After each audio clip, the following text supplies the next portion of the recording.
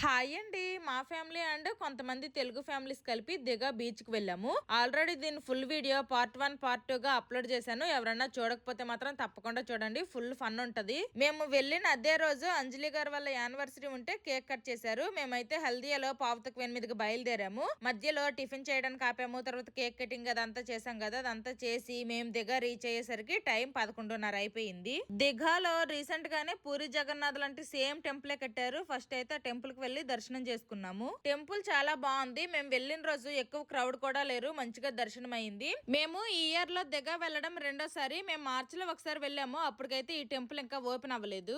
ఇంకా టెంపుల్ లో దర్శనం చేసుకుని బీచ్ ఒడ్డున ఒక మంచి ప్లేస్ సెలెక్ట్ చేసుకుని ఇంక మేము ఇంటి దగ్గర నుంచి తీసుకుని వెళ్ళిన ఫుడ్ అయితే తిన్నాము. మొత్తం 13-14 మెంబర్స్ అయితే వెళ్ళాము. అందరికి ఒక్కరే వండాలంటే కష్టం కదా, అందుకోసమనే ఒక్కొక్కరు ఒక్కొక్క ఐటమ్ చేసాము. ఇంకా లంచ్ లోకి veg biryani, bagara rice, mixed veg curry, అలాగే చికెన్ కర్రీ అనమాట. ఇంకా అందరము లంచ్ చేసేసాము. లంచ్ చేశాక తిన్నది అరిగినంత వరకు అక్కడే హౌసీ, మూవీ గెస్సింగ్ గేమ్స్ అవన్నీ ఆడాము. నేను ఎప్పుడు హౌసీ ఆడలేదు, ఫస్ట్ టైం హౌసీ ఆడాను. టికెట్ డబ్బులు పాగా నాకైతే 10 రూపాయలు వచ్చింది. ఇంటి దగ్గరే ఫుడ్ ప్రిపేర్ చేసుకుని ఇలా తెలుగు ఫ్రెండ్స్ తో రావడం అయితే ఫస్ట్ టైం. ఆ డే మొత్తము కూడాను చాలా ఎంజాయ్ చేసాము.